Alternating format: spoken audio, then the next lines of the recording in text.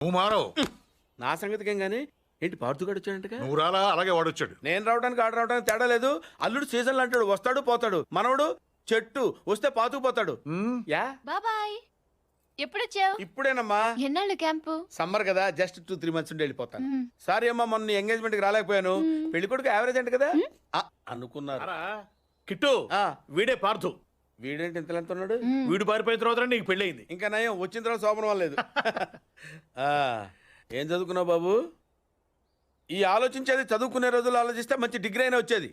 అందుకే education neglect చేయకూడదు అంటారు.